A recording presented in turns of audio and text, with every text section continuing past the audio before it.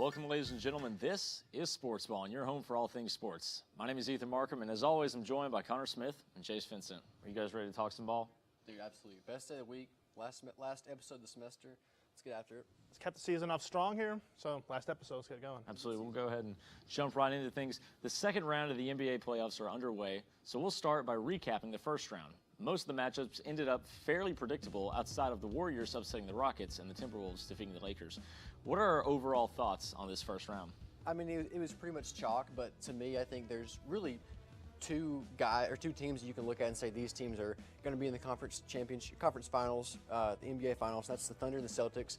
Obviously, you have the Cleveland Cavaliers, who are really, really good, but I think Boston's just as good, if not better, and they had the experience. They're the defending NBA champions. They went to the NBA finals, lost to Golden State. I think it was 2021. So I think those are probably the two front runners right now to win the West and the East. Yeah, and I agree, really. I think Oklahoma City is going to make their way out of the West, and I think it's really because of what they did in this series against Memphis. Really, I know the last two games without Ja, and we kind of talked about it the last couple episodes, really, but I really think Oklahoma City is that team. They've built that young talent. They still have all those first-round picks still to come in the future, and I think that's really where they're going to continue to build their roster. Stretching you out of the East, I think it's going to be Boston or Cleveland. They are down 1-0 right now to Indiana. They play tomorrow. I would expect Cleveland to probably win in like 6 or 7. Because, I mean, I'm not like high on Indiana, but so I think Cleveland should handle them and probably get to the conference I would agree with that. Yeah. I think Cleveland's got a pretty good team. I will say I do think that Denver's actually going to beat OKC. Really? I do. I don't think that the Thunder have the experience to play. If they win the first 2 games, I think OKC runs away with it. Yeah. But if they go and it's 1-1, I think Denver probably wins in 6, maybe 5.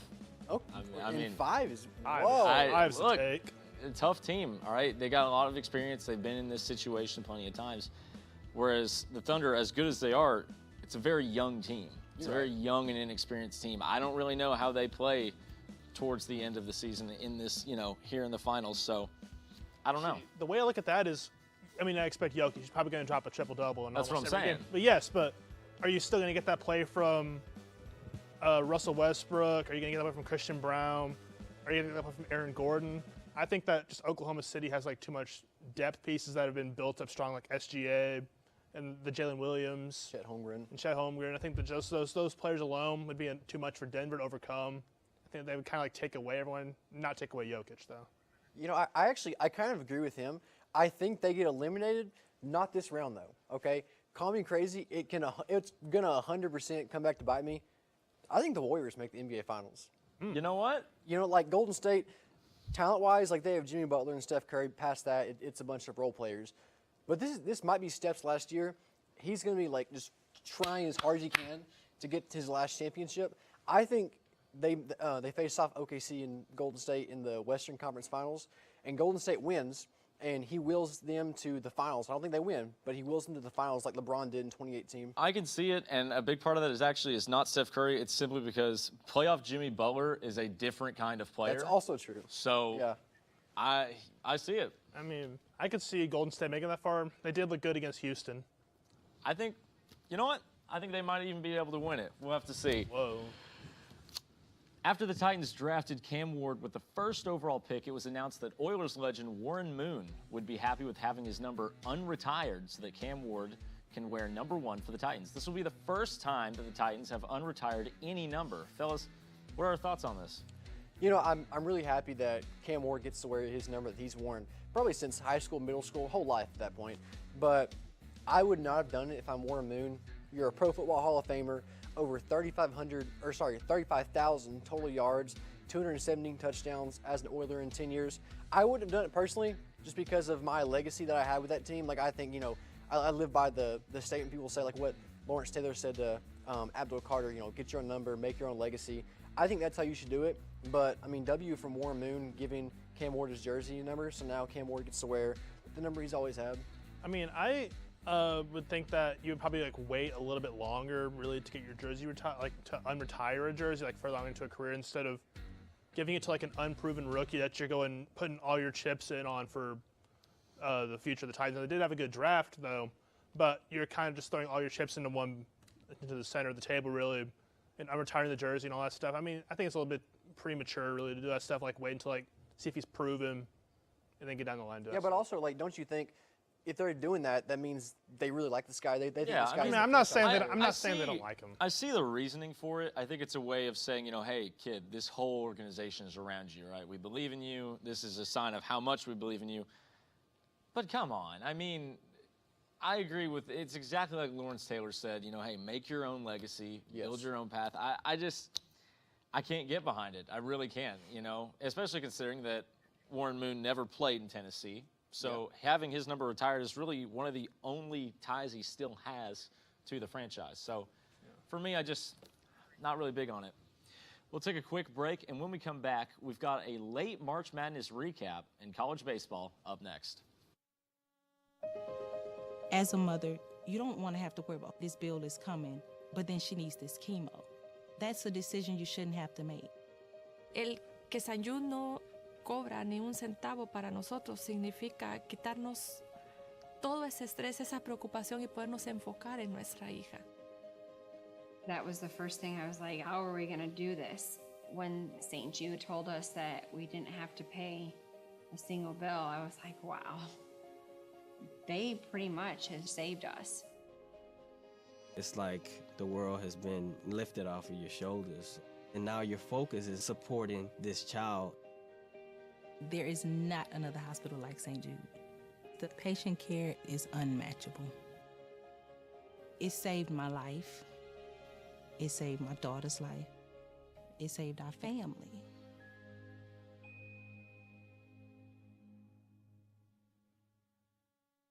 There's a threat targeting America, one that's growing fast, but may still be hard to see: Lyme disease. Spread by tiny ticks, often smaller than the head of a pin, this dangerous disease is now more widespread than West Nile, tuberculosis, and HIV/AIDS combined. And if left untreated, it can lead to arthritis, facial paralysis, and even memory and concentration problems, often called brain fog. As the threat of Lyme disease grows to more than 300,000 projected cases each year, it's time for us to target Lyme disease. That means checking for ticks when you've been outside, even in your own backyard. It means seeing a doctor if you experience the symptoms of Lyme disease, which can include joint pain, flu-like symptoms, fever, fatigue, or sometimes a bullseye-shaped rash. Set your sights on stopping Lyme. Learn how you can target Lyme disease at targetlyme.org. The 2024 through 25 college basketball season was one of the best we've ever seen, from buzzer beaters to upsets. This past season was unforgettable.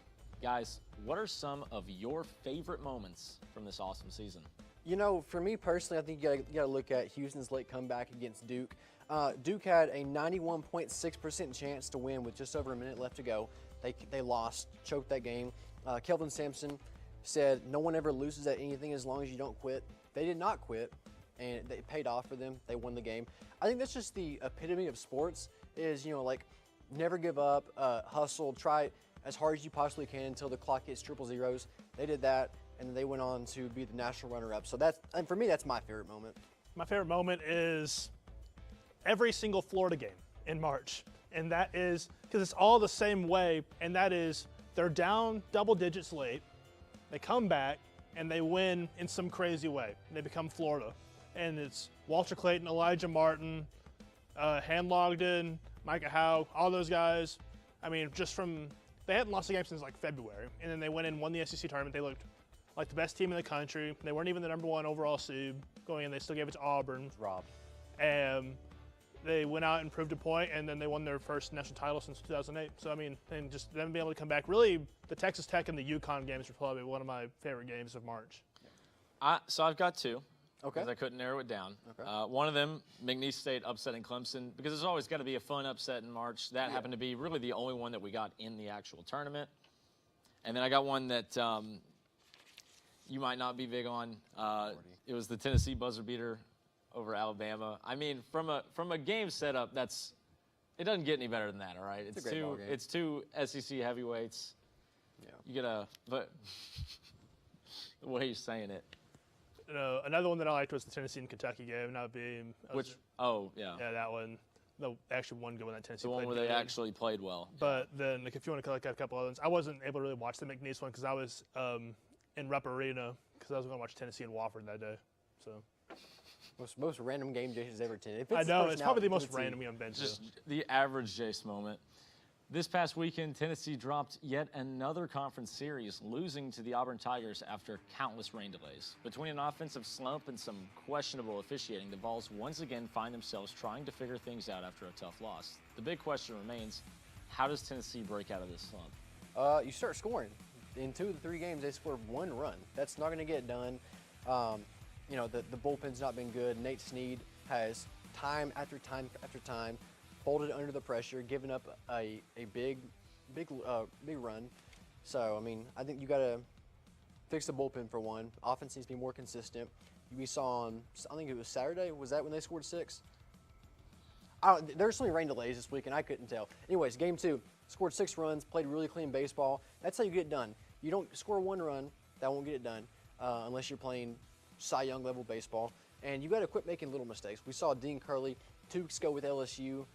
He cost him that series essentially. This week you had some of that same stuff kind of come up and hit you. And another thing really is that we kind of like see it here is really like base running errors. Like when they have like momentum, like Hunter Ensley had like a big double, I believe it was in the second game, and then just had and then he gets out of second base, just to kind of kills the momentum that they have really there. But so I mean, it's just like the little things, I guess, really, and I guess it's what comes with kind of really a new team when you lose so many players to the draft. Is really you kind of still work kinks up, but then it's like they lose games that they shouldn't lose, like to Auburn, or like lose series like that, like to Kentucky, LSU, or like even LSU. And LSU's a great team, but then like they go out and they lost a series to Texas A&M this weekend also. Yeah. So I mean, I guess it's just it reminds me like a lot of that 23 team that was going into a Clemson regional. This team does seem a lot like the 23 team, the team that honestly had no business even making the College World Series. And that's why I think a lot of people aren't necessarily panicking yet. But all of the signs that you should panic are present right now. Like you mentioned, the bullpen's struggling, the offense just isn't present. I mean, they're going to have to turn things around quickly because they've got some tough opponents coming up. They really are. Now, a good thing I was going to say is that you don't want to peak in May. You want to peak in June in baseball. Yeah, you also don't want to be playing terrible baseball. Well, I mean, yeah, you don't want to be playing terrible baseball in May. And they're what, like 4-12 from like the last couple series. Well, they're also 9-7 at home since March 18th, and 0-3 against series against A&M, Kentucky, and Auburn. So I don't know, they can't win at home. Yes, they have been struggling. We'll take another break from the action, and when we return, we've got some of our best hot takes of the season. Can you see me? Because I feel like I'm invisible. Like if it weren't for the news, no one would think of this place. But here we have bright spirits and vivid dreams. If only the world could see.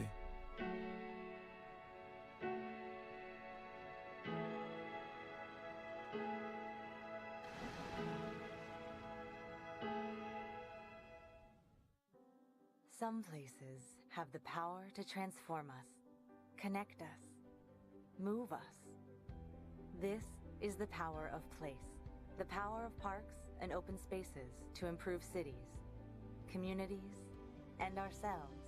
This is the work of the Trust for Public Land, putting open space within reach of every person in America. Help us create the power of place and healthier, happier communities nationwide. Welcome back. It's time for our best hot takes of the season. And Jace, we'll start with yours. Well, I'm revisiting a hot take that you guys hated for the most part, and it was my most controversial one, so I was like, you know what? I'm bringing it back. The Big Ten's still right now better than the SEC right now in terms of college football. It's the king of the college football world right now. They've proven it in the postseason and in the regular season. You have just so many teams right now that are going to be really good going into the next season. You have Penn State with Drew Aller, Oregon with Dante Moore, who took a seat behind Dylan Gabriel. You have Ohio State that's going to come back. They're going to be really good. Just all these teams in the Big Ten, I think, are going to be really good, and I think continue to prove why they're the best team in the conference right now. But I could take the SEC at some point. It's horrible. I'm not big on it. I'm not big on it. Yes, we don't like it. The Big Ten's stupid. Okay, for mine. Well, okay. What's up? Because I believe we're still on. Are we? Jace's take. I had no idea. Okay. Because it's that bad that we can't skip over it yet. Okay. It's not even that bad. It's that bad. You guys are just SEC. It's the SEC. No, we're not. Okay. I thought it was my turn. It's your turn. I'm going to kill your hot take. It's horrible. Listen to me. The SEC has won more national championships since 2020. Because that's your whole thing is, well, it's right now. Well, they've won more national championships in the last 5 years. 2020 is not right now. They produce more draft picks, more first-round draft picks as well, more Heisman winners, more award winners. How can you not say that? It's like 17 or 18 years straight with the most draft picks of any conference. Golly, By the way, the SEC, or not the SEC, the Big Ten was like 6 picks behind the SEC. So, I mean, are they catching up? Maybe. That's 6 whole players. 6 whole players. That also does. That's a Ohio whole State led the way in draft picks. That's an offensive line. Who cares? The SEC did it the last 4 years. That's what happens when you spend like $35 million on a roster, however much they spent. I'm exaggerating. It was probably 25, but still. Yeah. Go ahead. Not big on it, Connor. My apologies. I thought whenever I announced mine first, I thought it was my turn. My bad. But mine is staying in the SEC. It's really bad that Jace had his because I'm going to tear the SEC apart too. I think Georgia is an overrated football program. Okay? They won the back-to-back national championships in 2021 and 2022. But if you look at it, if Jamison Williams and Marvin Harrison Jr. do not get injured, they win this many rings since 1980, okay? And because of those 2 titles, everyone likes to think that they're a dynasty or they're the gold standard of the sport, and they're really not. They benefited from 2 All-American receivers getting hurt, and they won Mickey Mouse titles because of it. Like I was saying, the back-to-back championships, everyone claims them as the gold standard of the sport. They're not. If you look the last 10, 15, 20 years, Alabama, Ohio State, even Clemson have done more than Georgia has. 100%. I mean, not to mention the fact that there's a bit of a culture problem as well. I believe the number is, I don't know how much. I don't know what the exact number of arrests is. It's more. They've had more arrests in the last 2 years than wins. Oh. I think it's like 25 arrests, 24 wins. But no, I think the whole deal with the dynasty, I think, was blown in proportion with Georgia more than the. I'm not saying they're an elite football program. They're a top 5 program in the country. They have been, but like from recruiting and winning standpoint. But I mean, they're not a dynasty for what they've wanted to make it out to be. They still can't beat Alabama. I get they won that one game because J-Mo got hurt, but every other game they get smoked. Yeah. Dynasty's got to be 3 national championships. Yeah. I don't believe 2 is it. That, but also like you can't count one good recruiting cycle as a dynasty. It has to be sustained national championships. If you win back-to-back, that means you hit on all your recruits for one cycle. Yeah. You've not done it consistently. No, I mean, there's been a steep fall off since then. I mean, I'm not saying that it's been terrible, but you look, I mean, the product's just not there. No. They can't find a great quarterback. That's been their biggest issue. For my hot take, it's one that I'm going back to our very first episode, and that's that LeBron and Luka will not win a title together. The Lakers will not win another championship until after LeBron retires. And my reasoning being that, A, they still don't mesh together well. The numbers look better on paper, but they aren't being able to take over games the way they used to when they didn't play together. Not to mention that they have a terrible defense, and a part of the defensive problem is they don't have anybody that can play in the paint. They don't have anybody good that can play in the paint. Lost AD. They lost AD. They don't have anybody, and they didn't trade for Mark Williams. They decided to back out at the last second. So I don't think they win until LeBron retires because that's when they'll actually have the money to go after somebody who can play defense in the paint. I'm sorry. No, you're good. You're good. I 100% agree with you. Okay, I've been saying, I think I texted you like right after the trade happened, and I said this makes no sense for both sides because Luka he's leaving his old team. They don't have their franchise star anymore.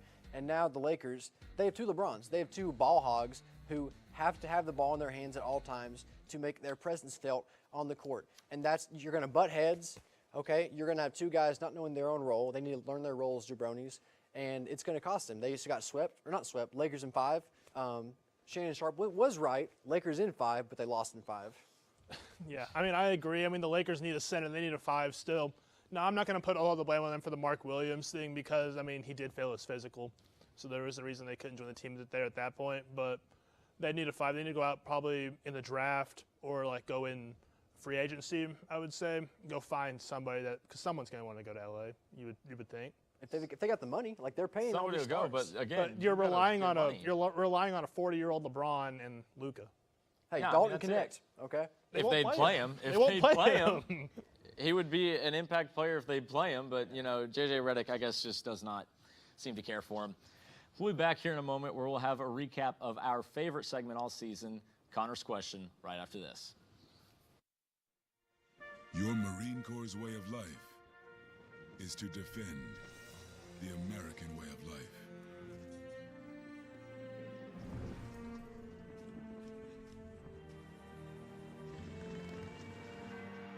Every day, we take a stand for our nation, for each other, for us all. The few, the proud, the Marines. We do it. The stars come to Middle Tennessee State University, and students come here to become stars no matter what they pursue. We do it.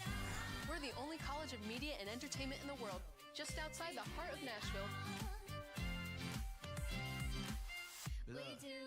Mic check, 1, 2, everybody listen. When you do it like this, ain't no competition. I'm talking B.I.G., VIP. Treat them like a front row seat and make them pay attention. If I shoot for the 3, then I ain't never missing. Cranking up the degrees like I was in the kitchen. Can't lose, got too much to prove. And when you do it all, it get too hard to do it. Our curriculum and facilities are cutting edge, and our relationships with industry leaders give students an edge over the competition.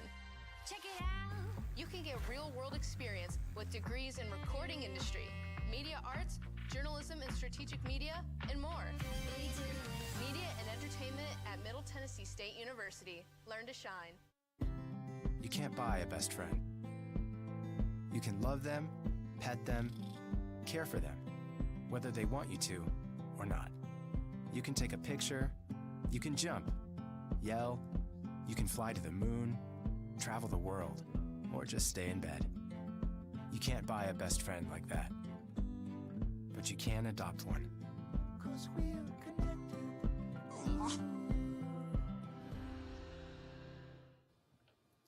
To recap Connor's question, we have a video put together of all of our favorite moments from the season.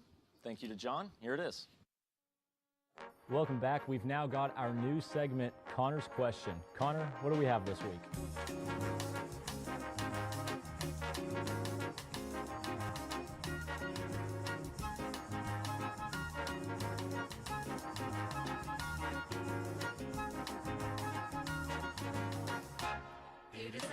But he can develop cornerbacks. What do you think? He can develop corners.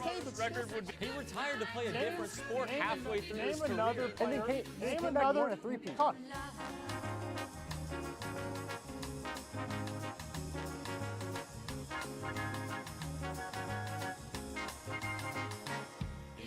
You are cherry picking to the highest level. You're cherry picking to the highest level. All right. This is. See, now you're in my shoes. No, because I've got a point. Like, I'm not in your shoes. Kobe Bryant's gotten propped up since he died. He's not a top 10 player all time. Okay, that's a hot take by itself. No. Hey, let me talk. Let me talk. He plays his heart out. The Thunder, he plays his heart out. Rockets. That's not his fault. That is not his Clippers, Suns, Rockets, Thunder. SpongeBob is not. Maybe think about Phineas on our flag team. SpongeBob can Unknown commodity was great. Have more of himself. I don't know.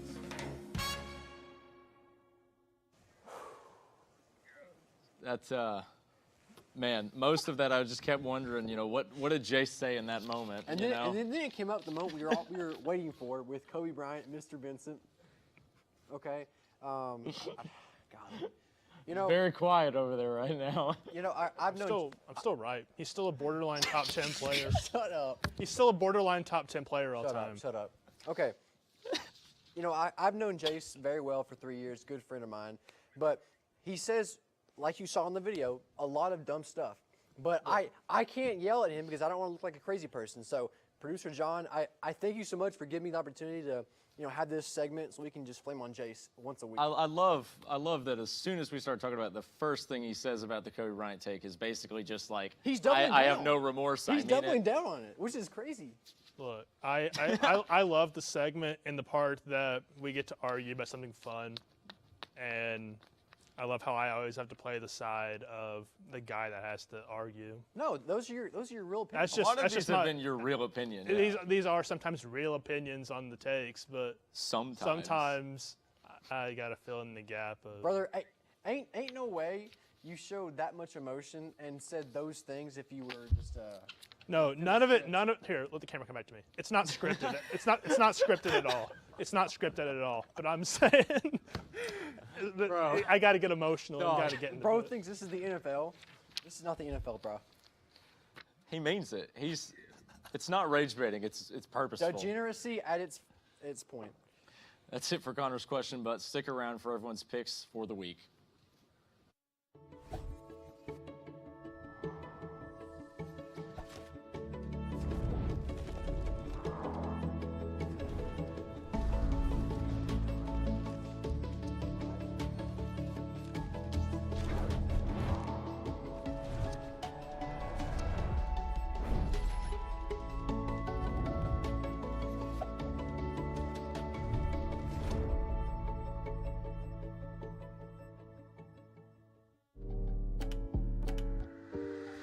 There's only one thing that will save somebody's life, and that is naloxone nasal spray. Get 911 on the phone, get the emergency responses there on their way.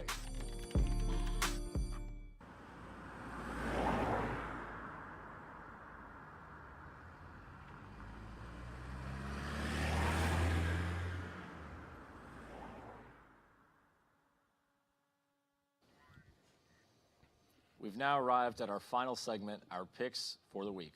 We'll start with our first game, the Denver Nuggets and the OKC Thunder. I think OKC bounces back. Chet Holmgren, Jalen Williams, SGA, they do their thing. Thunder. Game one Thunder, but the series goes to the Nuggets. Whoa.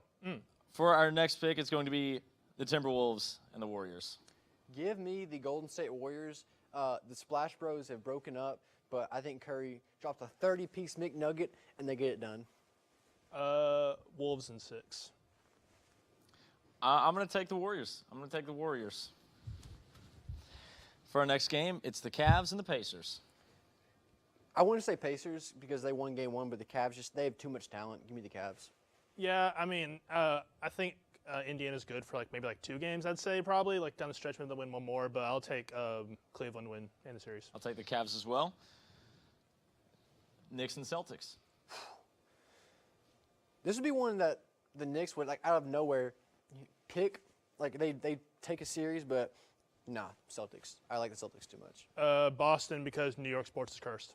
I think the Celtics have too much talent. I'll take Boston as well. And for our last game, the Tennessee Volunteers and the Vanderbilt Commodores. It's at Lindsey Nelson Stadium, so Vanderbilt's going to win. They might even sweep at this point. Tennessee has been bad, but not bad enough to lose to Vandy in baseball the last few years, so I'll take Tennessee.